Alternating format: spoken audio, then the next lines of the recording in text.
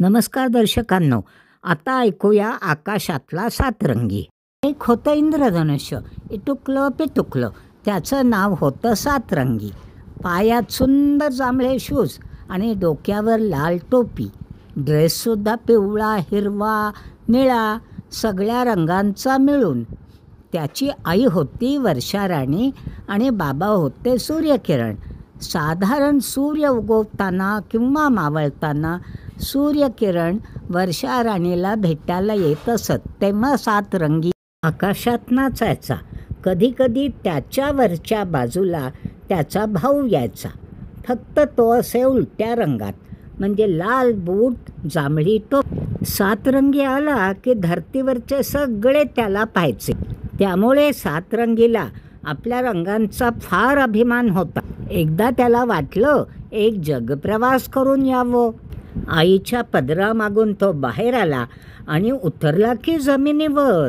आधी दिसली खेळणारी मुलं, अगदी रंगीबेरंगी कपड्यांमधली. सातरंगी गेला त्यांच्यापाशी. तुमच्याशी खेळू मी, तो म्हणाला. मुलं इकडं तिकडं पाहायला लागली. त्यांना तर कोणी दिसत नव्हतं. तू तर नाहीच आहेस, मग खेळायला कसा घ्यायचा तुला? एक मुलगा म्हणाला. मोठी मुलं म्हणाली, अरे बोलतोय पण दिसत नाही, भूत असेल हा, आणि सगळी गेली पळून. सातरंगी गेला पक्ष्यांच्या पाशी.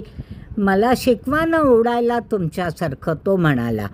माना आणि डोकी हलवून त्यांनी इकडे तिकडे पाहिलं, कुणीच दिसलं नाही.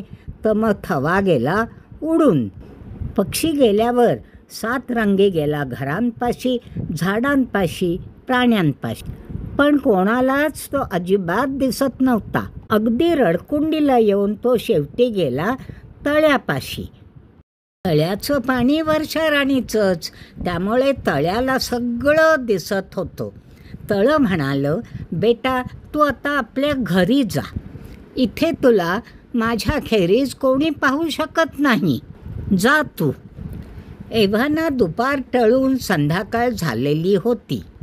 थकला भागला सप्तरंगी आईपाशी परत गेला. ती देखील आता पूर्वेला होती. झाला तुझा जगप्रवास पूर्ण. आकाशातच राहा आता. मायदेश सगळ्यात चांगला, वर्षाराणी म्हणाली. सातरंगीने मनापासून मान हलवली. त्या दिवशी मावळतीचे सूर्यकिरण वर्षाराणीला भेटायला आले आणि सातरंगी आकाशात नाचू लागला अगदी आनंदाने. धर्तीवर जाण्याची त्याची हौस आता पूर्णपणे फिटलेली होती.